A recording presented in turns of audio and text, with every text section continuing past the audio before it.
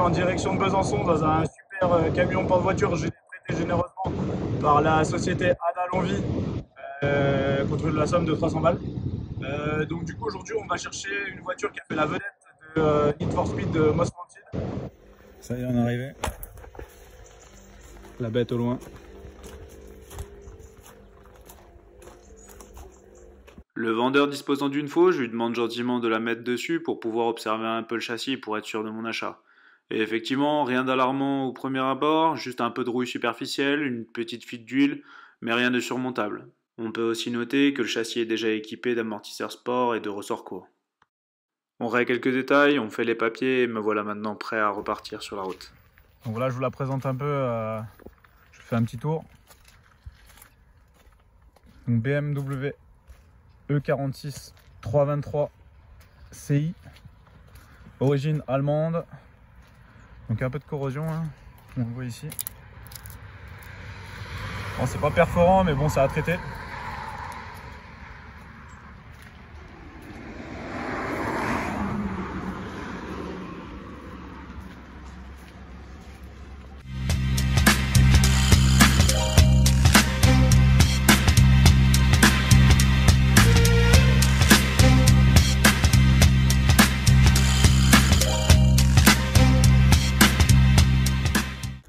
J'ai dû aller chercher une clé de 10 et surtout une batterie chez Autodistribution.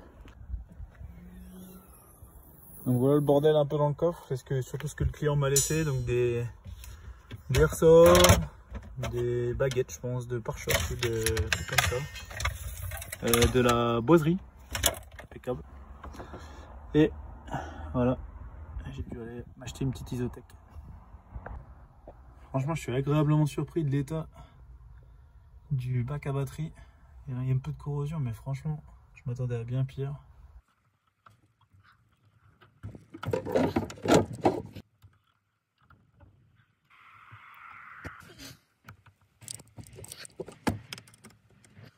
Batterie remise, les niveaux faits, on va pouvoir aller faire un petit tour et voir les défauts de cette E46. L'ancien propriétaire m'a indiqué que les vidanges étaient plutôt bien suivis. Mais au vu de l'aspect général de la voiture, je me méfie et je sais que j'ai un gros entretien qui m'attend. Mais avec ce moteur de 6 cylindres en ligne de 2,5 litres, je ne suis pas trop inquiet des 203 000 km qu'elle affiche au compteur. La preuve en est qu'elle démarre au quart de tour. Quelques petits réglages et c'est parti pour mes premiers tours de roue en BMW E46.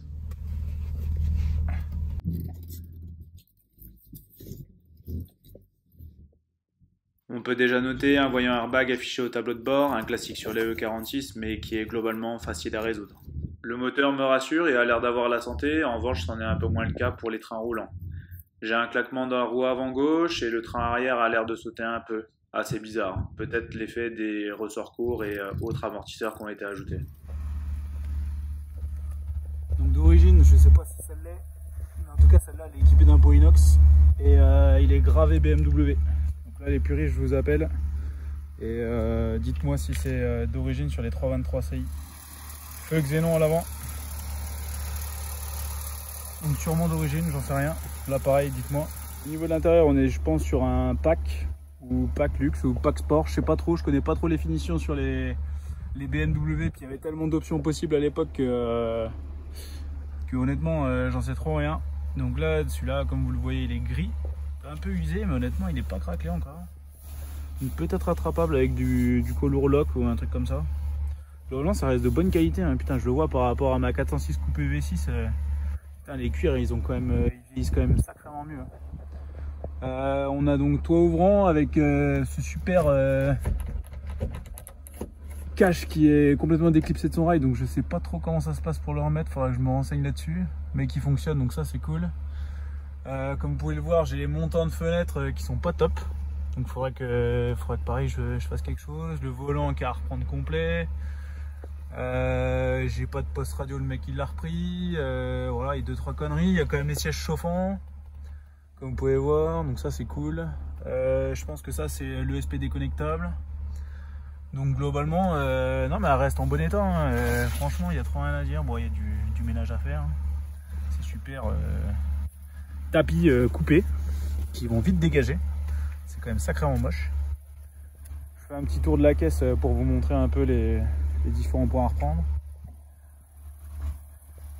On voit quand même qu'elle a bien vécu dehors. Là, les plastiques ont grisé complet, donc à reprendre.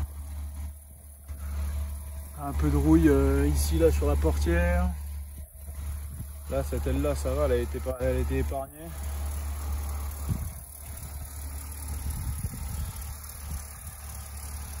Le capot ça va encore, le pare-choc ça va, à part il a pris un petit truc à droite là, je sais pas quoi. Il a pris des trucs. Le capot ça va encore. Cette aile là par contre elle est complètement mangée. Il va falloir que je la refasse complet. Donc là il y a du taf. Là, il y a un peu de taf. Alors je pense qu'elle devait être garée le long d'une haie ou quelque chose du genre, ce qui fait que ce côté là il est beaucoup plus dégueulasse et donc du coup on a un côté qui est complètement rouillé. Même état pour le plastique ici qui est vraiment moche. La porte ça va encore. Et c'est là où c'est le plus critique. Mais ça va, c'est pas perforant. C'est à traiter. Donc il est temps que ce soit fait.